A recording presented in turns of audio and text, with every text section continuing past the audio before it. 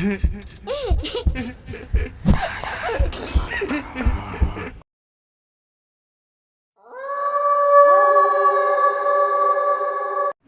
একটা সময় আছে যখন শহর একবার নিস্তব্ধ হয়ে যায়।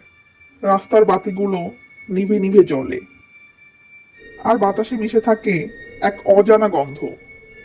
ভেজা মাটি, মরচে পড়া লোহা, আর কিছুর পচনের গন্ধ। সেই সময় যদি আপনি খুব মনোযোগ দিয়ে শোনেন, তাহলে দূরে কোথাও একটা পুরনো অ্যাম্বুলেন্সের সাইরেন টের পাবেন, যেটা ধীরে ধীরে এগিয়ে আসছে আপনার দিকে। আজকের গল্পটা এমনই এক রাতের। একজন ড্রাইভার, একটি লাশ, আর এক রাস্তা যেখানে শুরু আর শেষের মাঝে কোথায় যেন হারিয়ে যায় জীবন আর মৃত্যুর সীমানা। রাত তখন প্রায় 2:30। শহরের সব আলো প্রায় নিভে গেছে। শুধু মর্গের গেটের সামনে একটা পুরনো অ্যাম্বুলেন্স দাঁড়িয়ে ছিল। ওটার হেডলাইট একবার জ্বলছিল, একবার নিভছিল, যেন ওটা মানুষের মতো নিঃশ্বাস নিচ্ছে। অ্যাম্বুলেন্সের পাশে দাঁড়িয়ে আছেন শফিক উদ্দিন, পেশায় অ্যাম্বুলেন্স চালক। 10 বছর ধরে এই কাজ করছে সে, লাশ বহন করা। আজও একটা ডিউটি আছে। একটা মেয়ে মারা গেছে। রাতেই লাশ নিয়ে রওনা দিতে হবে বরিশালের প্রত্যন্ত গ্রামের উদ্দেশ্যে।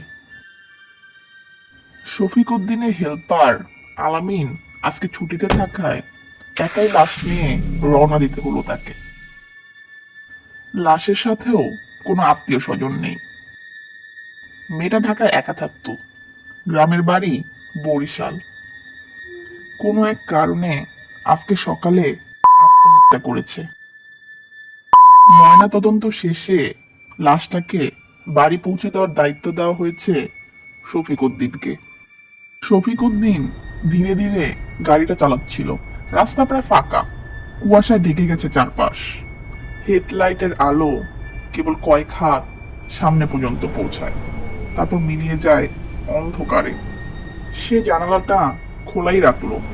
ঠান্ডা হাওয়ার ছোঁয়া গায়ে এসে লাগছিল, কেমন যেন একটা শিরশিরে অনুভূতি। কিন্তু সেই শীতল হাওয়ার ভেতরেও ছিল এক অদ্ভুত গন্ধ।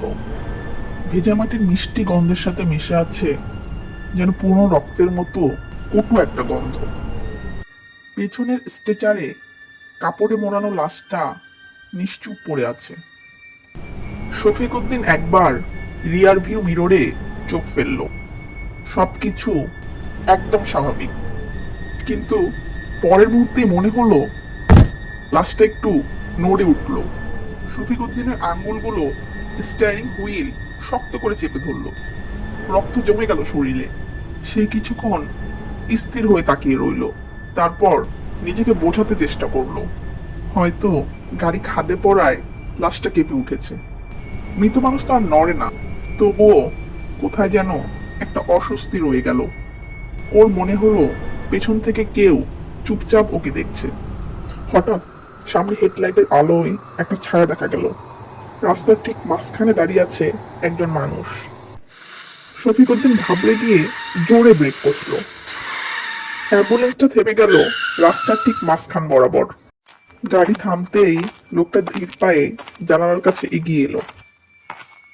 জানালার পাশে এসে ভারী গলায় বলল, ভাই, একটু গ্রামের দিকে নামিয়ে দিবেন, কোনো বাস পাইনি। শফিক উদ্দিন কিছুক্ষণ চুপচাপ তাকিয়ে থাকলো লোকটার দিকে। এরকম ফাঁকা শুনশান নীরব রাস্তায় এত রাতে একজন মানুষকে দেখে শফিক উদ্দিনের মনের ভেতর কেমন যেন ভয়ের একটা ঠান্ডা স্রোত বয়ে গেল।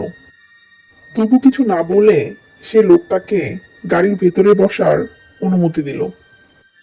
লোকটা নিঃশব্দে উঠে বসলো পাশের সিটে। গাড়িটা আবার চলতে শুরু করলো। রাস্তা ফাঁকা, শুধু হেডলাইটের আলো পিচ ঢালা রাস্তায় ছিটকে পড়ছে। গাড়ির ভেতরে এমন নিস্তব্ধতা যেন নিজের নিঃশ্বাসের শব্দটাই কানে এসে লাগছিল। শফিক উদ্দিন কিছুক্ষণ পর নীরবতা ভাঙতে জিজ্ঞেস করলো, আপনি কোথায় যাচ্ছেন? লোকটা ধীরে ধীরে মুখ তুলল, চোখ দুটো অদ্ভুত শান্ত। বলল, যেদিকে আপনি যাচ্ছেন সেদিকেই যাব।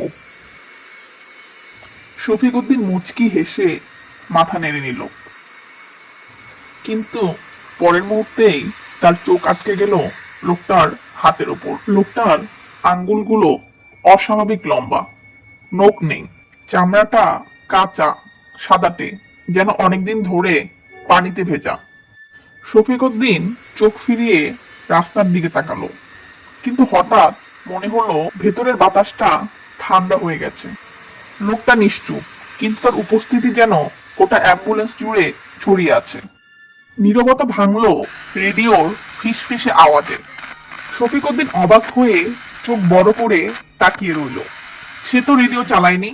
গতকাল ঢাকা বরিশাল রোডে সড়ক দুর্ঘটনায় নিহত হন এক অ্যাম্বুলেন্স ড্রাইভার, নাম শফিক উদ্দিন। এটা শুনে শফিক উদ্দিনের সারা শরীর কাঁপতে লাগলো। সে তাড়াতাড়ি রেডিওটা বন্ধ করতে গেল, শোনা যায় কিন্তু নব ঘোরানোর পরও শব্দটা থামলো না, বরং আরো জোরে বাজতে লাগলো।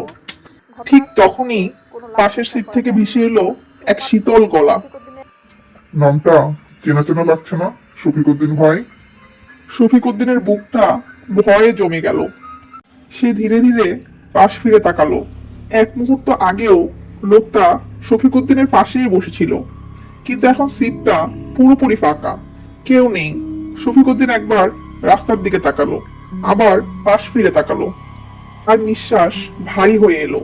মাথায় ঘুরপাক খেতে লাগলো একটাই প্রশ্ন, এটা কি করে সম্ভব? এমন সময় হঠাৎ অ্যাম্বুলেন্সের পেছন থেকে একটা জোরালো শব্দ ভেসে এলো। শফিক উদ্দিন ভয় পেয়ে সাথে সাথে ব্রেক কষে গাড়ি থামিয়ে দিল। তারপর মনে খানিকটা সাহস সঞ্চার করে গাড়ি থেকে নেমে ধীর পায়ে এগিয়ে গেল পেছনের দরজার দিকে। শফিক উদ্দিন এক টানে দরজাটা খুলে ফেলল। ভেতরের দৃশ্য দেখে শরীরটা অবশ্যই আসছিল শফিক উদ্দিনের। দেখলো পেছনে থাকা মেয়েটার লাশের জায়গায় তার নিজেরই লাশ রাখা।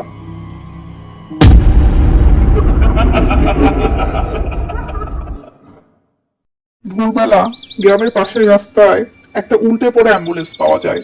ড্রাইভারের নিথর দেহটা রাস্তায় পড়েছিল, চোখ দুটো খোলা, চোখে কোনো মনি নেই, চেহারা সাদা ফ্যাকাশে, আর স্ট্রেচারে পড়েছিল শুধু একটা সাদা চাদর, কোনো লাশ নেই। লোকেরা বলে রাতের ওই রাস্তায় এখনো মাঝে মাঝে একটা পুরোনো অ্যাম্বুলেন্স দেখা যায়। লাইট জ্বলে আবার নিভে যায়। ভেতরে একজন মানুষ বসে থাকে ড্রাইভারের সিটে, জানালার বাইরে তাকিয়ে। কেউ যদি খুব মনোযোগ দিয়ে দেখে তবে বুঝতে পারবে ওটা শুধু একটা ছায়া নয়, একটা অশুভ শক্তি, যেটা এখনো তার অ্যাম্বুলেন্স নিয়ে রাস্তায় ছুটে চলে, অচেনা লাশ নিয়ে অন্তহীন যাত্রায়।